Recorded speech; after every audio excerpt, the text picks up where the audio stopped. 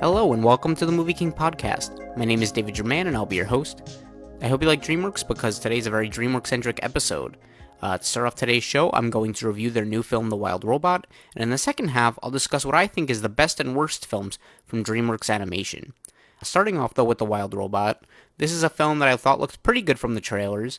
I love DreamWorks so much. I think they're one of the best animation studios working today. They have so many great franchises like How to Train Your Dragon, Shrek, Kung Fu Panda, many more.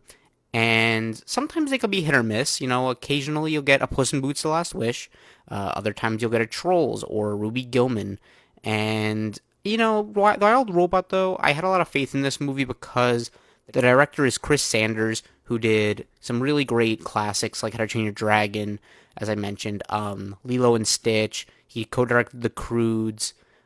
He's just a really good director. And this movie just looked really touching and heartwarming. I was very excited to see what they'd come up with, and here are my thoughts on it. So, I think firstly I want to start off with this movie has beautiful animation. You could have guessed that going into it, but you really can't describe just how great it is. I mean, I love the painted style it has. DreamWorks kind of has been experimenting with their art styles recently. It's kind of, the Into the Spider-Verse effect where that sort of style has bled into other productions. Not that exact style, but, we've been so used to just kind of more photorealistic, styles in recent years. And now we've been getting more sort of cartoonish looks, so things that just don't look exactly true to life. And I think that's honestly kind of refreshing. I hope it's not going to get too overused, but just in the way it's been like Spider-Verse, Teenage Mutant Ninja Turtles, Mitchell's vs. the Machines, Bad Guys, Puss in Boots, and now this, The Wild Robot. We've been seeing a lot of that, and I just really love the sort of painted style this movie has. It looks beautiful. Just the colors look so gorgeous. The designs are great. There's even a point in this movie that kind of experiments with like a more 2D looking style also. That really works very well, and I just think this movie looks great. I mean, cinematography is also beautiful. You have some really interesting, like, wide shots and sweeping shots of, like, the nature.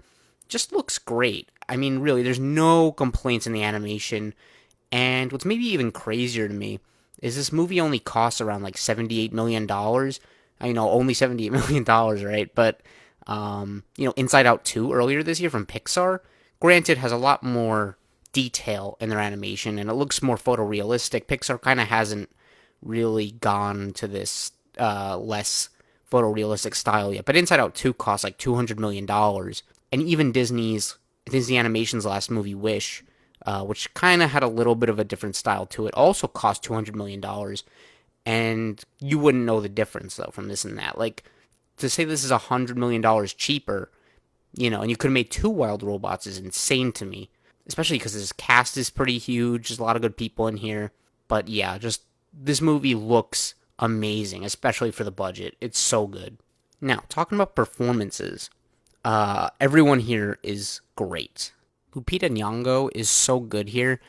She's really amazing, actually. She's one of the best actors of this generation, in my opinion.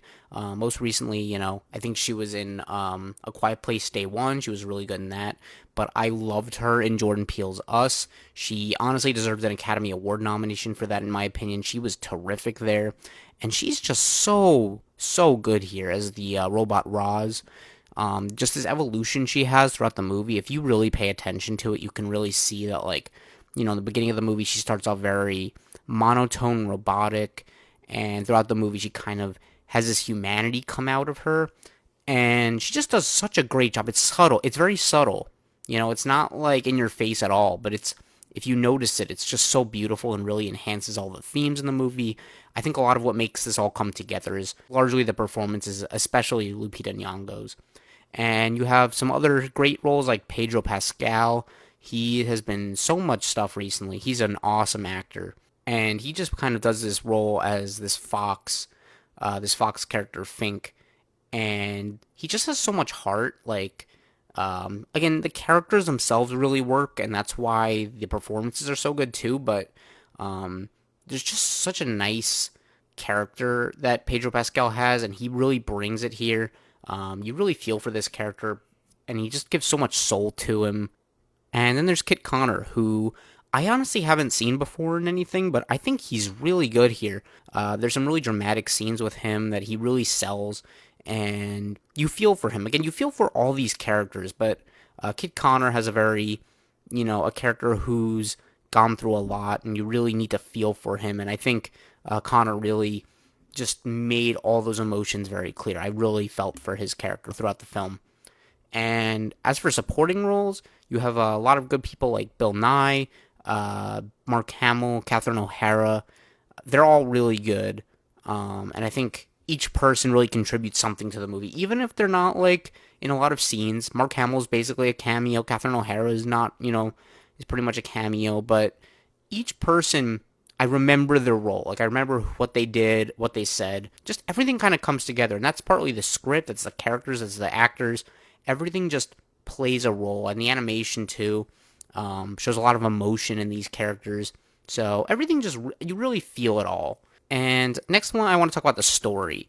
So this movie doesn't have like an extremely, let's say, original story on paper. It's really just about a robot that kind of gets washed up on a shore and meets a lot of animals. Kind of has to, find her place in this area, and she doesn't really belong, and she ends up raising this goose, and it's just from there it just the story becomes something really really special. I think it's just a very touching and moving, and I just haven't seen a film that tackles these kind of themes so well in a while. I don't know, it's not a story that like you think of and you're like, wow, that sounds like such a unique story, but I don't know, just the way it's done here, you feel everything. Like, I thought this was a very emotional film. It really made me, like, moved by the end of it, and I don't know, it was really well done in that way. Another thing I really liked about this film is the comedy. It's actually very funny, like, and it's very dark, too. It's got an edge, in the comedy, which is, like, not something I expected from this film. Just a lot of dark comedy, a lot of death in the comedy. There's just a lot of things with nature and like animals having to kill each other, and it's things that would sound dark and kind of like kind of bad on paper for a family movie, but it works. It's done with this like maturity to it that's like a lot of adults I think will really have a good time with it. I think they'll laugh. The kids, I don't know if they'll really get as much of the humor. But it's so well done. I mean, I just found this really funny. The possums especially are very funny. Just the way they like fake their deaths and stuff. That was very cute and very good. And this movie has such a good script. That's a lot of the comedies because of the script, but it's everything in this movie is the script and the direction Chris Sanders brings to it. Similar to How to Train Your Dragon, just amazing heart, amazing story, great characters. Everything comes together. And that's what you want in a movie like this. You want to feel something. You want to feel what these characters feel. You want to feel their struggles. You want to feel their pain. You want to feel their wins. You want to feel their triumphs. It's all there, and it's very efficient. It is a very efficient script.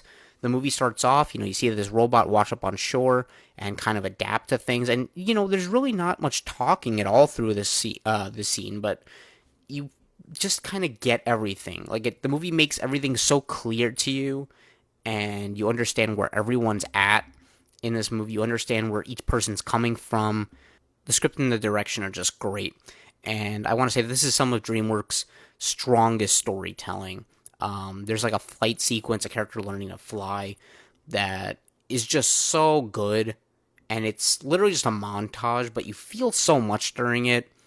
And there's a lot of moments also where characters just kind of look and just see things, and you know exactly what they're thinking. I just really loved a lot of what this movie did. And the themes and messages, I think, are really strong, too, about, becoming a mother, kind of how life works in mysterious ways, and people coming together for the greater good. Just things like that, It's really strong messages for kids and adults. I think there's something everyone can take away from. It works on different levels, because to adults, they're, if parents, they'll probably see something really deep in this movie about kind of, how you love a kid and how you're willing to do anything for a kid. And even if you're not prepared to be a mother, that's just what you do. And I'm not, a parent, but, what I took away from this movie is just kind of, as from the kid's perspective, you just kind of appreciate everything the mother's doing and you see that angle of it. There's just a lot to take away. I love what this movie says, and I think it says it really well, too. Another thing I really want to talk about is the score by Chris Bowers, which is absolutely amazing. It does a lot of heavy lifting and dramatic moments, admittedly. Like, you can kind of feel that the score is really what's pushing these scenes to another level, but wow, it is such a good score. The theme, the musical cues are great. I think it's just epic, like surprisingly epic for a movie that looks like this. You just don't really expect like these crazy, like epic sounds coming out of it, but it's so good. It just kind of enhances all the scenes in the movie. They make scenes that were already good better, and that's what a score is supposed to do. It makes scenes that were already emotional even more emotional. If it were up to me, this score would totally be up for Best Original Score at the Oscars. It's just really great. It does everything a good score should do, and that's why I love it so much.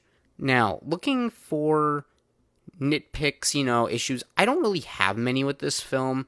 The only one I really do have is that the third act kind of felt a little rushed to me. What makes this movie kind of special for a lot of it is that there's no real threat. Like every family movie, it feels like every movie to some extent has a villain. This movie doesn't have a villain for a while. It's just the real threat of the movie is just, can we succeed in completing our task, and can these characters find meaning in their lives? And that's really the real goal of the story. And then all of a sudden, it just kind of shifts, and you have this villain pop up. And I just didn't feel like it was totally well earned. I feel like it was something you could have saved for another movie, honestly, like, and really fleshed it out. But here it just felt like a little tacked on. It works, like, narratively. I don't think it's like, it's not something that made no sense in the moment. It's just not something I think that was given enough time to really develop. And I think it was a little rushed to me. So, I don't know. I might have, like, said they should change it, just kind of find a different, last minute threat, like something with a nature, and then you can kind of build on this villain in a separate movie. But I don't know. This is based on a book. There are 3 books, so I don't know if the book is like this, if this is how the first book ends. But if so, I mean, that's fine. I just think it was a little rushed to me. But in case you can't tell, I love this movie. I think it's awesome. It's probably, this is probably the best animated film of the whole year. Transformers, maybe a little more satisfying to me. Like, the dopamine rush I get in Transformers 1 is insane. Like, I love that movie, and that's probably the movie I'd rather rewatch, to be honest. But The Wild Robot is the better film. It's just great on every level. It's great for kids, it's great for families, it's great for adults. There's just something beautiful about the animation and the themes. The performances are amazing. The characters are so likable and fresh. The script and direction are amazing. The score, I've listened to the score like all day now. It's amazing. So definitely check this movie out. I really am sure you'll like it, especially if you love DreamWorks and you love animation. This is an absolute win. Go check it out. This movie gets an A- from me. It's almost certainly going to be towards the top of my list at the end of the year. I really can't praise this movie enough. Please go see it in theaters. And now, let's talk about the best and worst movies from DreamWorks. So, for each, the best and the worst, we're going to go 5-1. 5 being the least good or bad, and then 1 being the best or the worst. So, for best of DreamWorks, number 5 is The Wild Robot. I'm not going to get into too many specifics on this movie because, I've just been talking about it for the last several minutes, but, let's just make it short and sweet. This movie rocks, as I just said. It's a really awesome movie. Just go check it out. I'm not even going to talk about it more. Just go check it out. How to Train Your Dragon 2 is number 4. I love the first How to Train Your Dragon. And How to Train Your Dragon 2 is just such a good sequel. It does everything right. And I like the third one. Don't get me wrong. Like, I think the third one's good, but I don't think it matches even the same quality as 1 and 2. The second film is just, I don't know. It's more mature. It's darker. But it still has all the heart and the humor and the good characters you liked in the first film. It's just everything a good sequel is. And I just always loved the second film. I mean, I've rewatched it several times. It always gets me emotional. I honestly still can't believe how dark it gets at times. Like, there's one point in this movie, seriously, where, like, I don't know how kids handle it, because it's crazy to me. I don't know how they pulled that off, but just the action in the movie is epic. Just a really good film. Love How to Train Your Dragon 2. At number 3 is Megamind, probably the most underrated, or one of the most underrated films from DreamWorks. It came out almost a decade and a half ago now, and I didn't love this movie the first time I watched it. I liked it, but I don't remember loving it. But every time I've watched it since, it gets better and better and better. It's one of the best, like, superhero movies I've ever seen. You know, it just, the way it kind of tackles the idea of a supervillain, what makes a villain, what makes a hero, is just so awesome. Like, Will Ferrell's great in this movie. Brad Pitt's awesome. Tina Fey, Jonah Hill.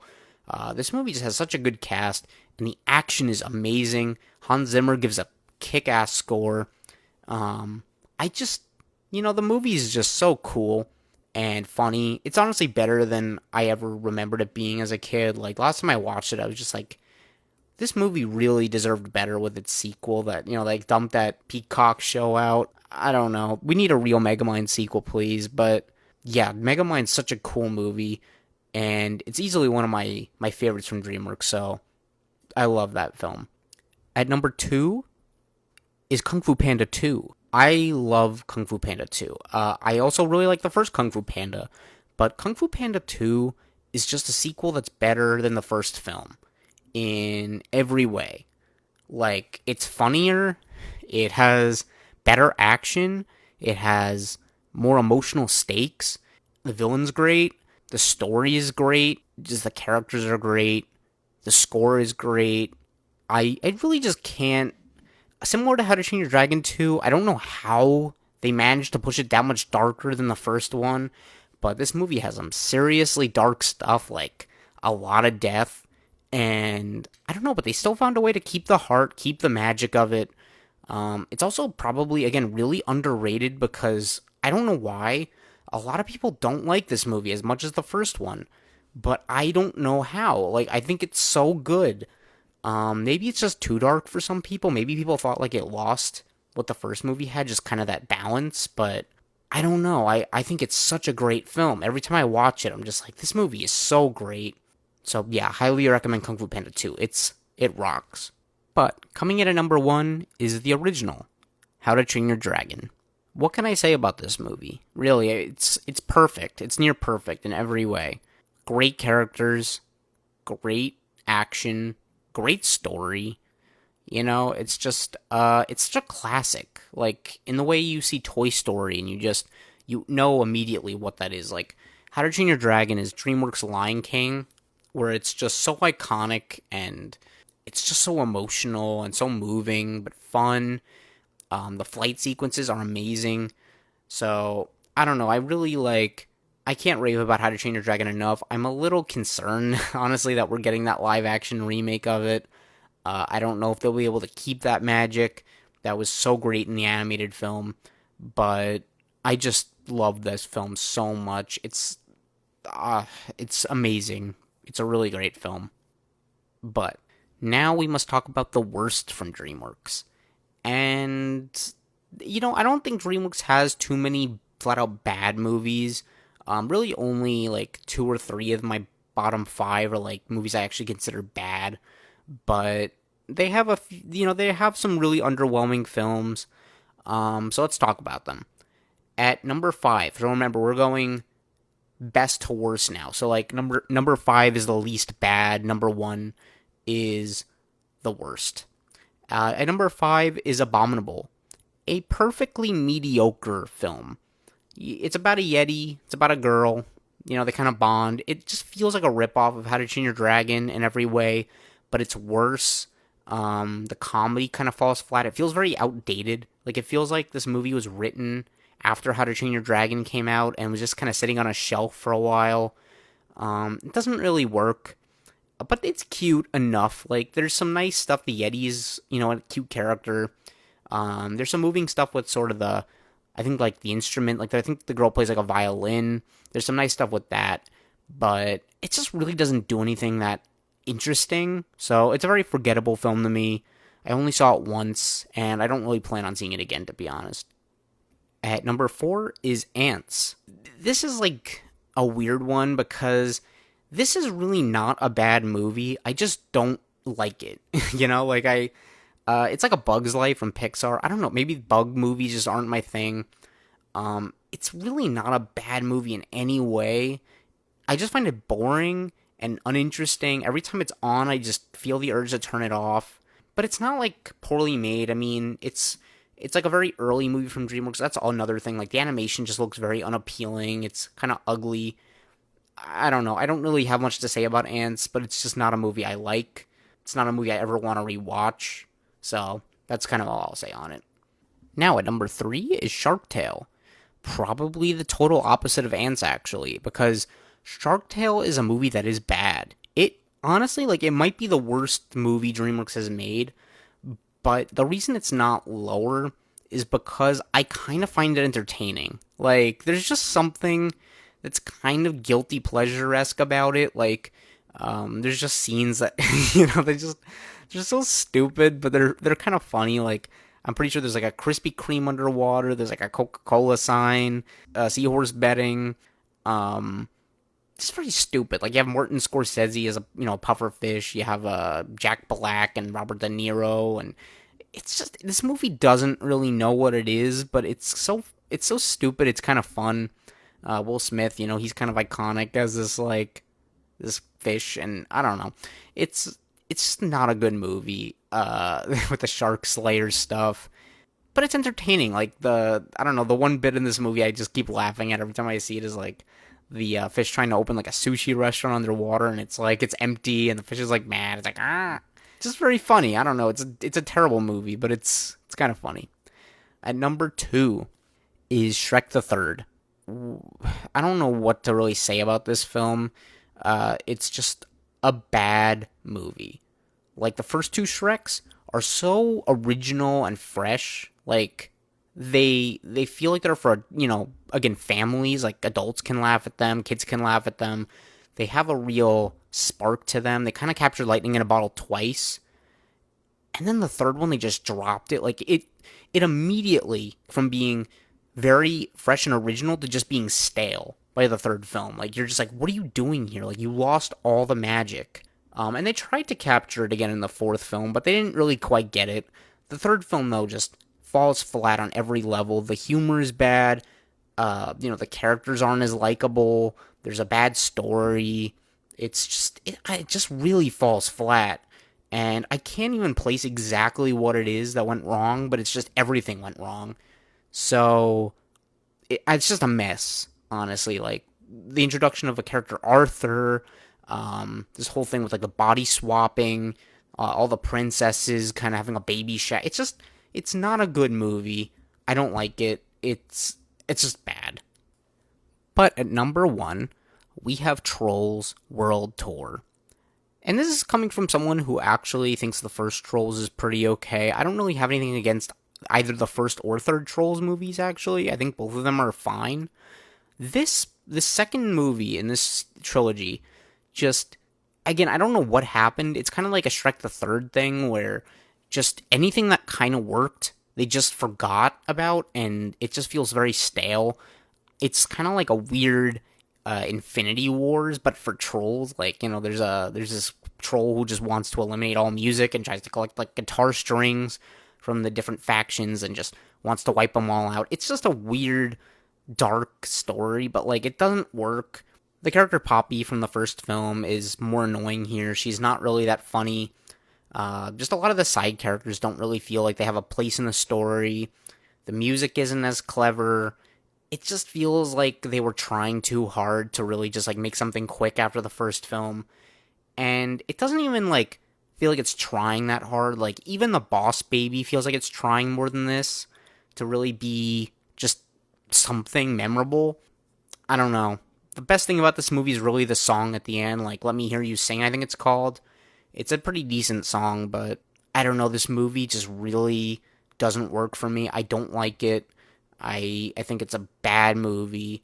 Worse than Shrek the Third even, and it's just I don't know, it just feels like it's only for kids. Adults can't get anything out of it. It's disappointing because I think again the first Trolls is okay. It feels it's more aimed for kids, I get that. But this movie, the second film, just really feels like they dumbed it down even further and lost any slight bit of charm that this franchise had. So that's why it's number one. But even though DreamWorks has some stinkers, they have a lot of really great films. I highly recommend checking a lot of them out. Even, all top 5 I talked about, they're all such good movies. And there's so many more, too, that I didn't even get to that I really love. Like the first 2 Shreks and Flushed Away. Just again, Kung Fu Panda 1 is so good. They have Puss in Boots: The Last Wish. So many movies. Like, again, don't hate me, that some of these aren't on the top 5. There's so many I like. It's like Pixar, like, picking the top 5 is like choosing your favorite child. But there's just so many good movies, and I don't know. To me, they'll always be one of my favorite animation studios, even if they have some misses. I'll always check out what they make, even if it's not great. Next up, they have Dogman coming out in January. I'm not too sure how it's going to be, but I will be there to check it out. So that about does it for this episode. If you want to follow my reviews, you can find me on Letterboxd at MovieKing1224. You can also listen to this podcast on your favorite apps such as Spotify, YouTube, Apple Podcasts, and Amazon Music. If you have any comments or feedback, I would love to hear it and improve the show. And of course, if you've enjoyed this episode, please consider liking, subscribing, and hitting the notification bell to hear more like it. I appreciate you all so much for listening, and I'll talk to you next time. Thank you. Bye-bye.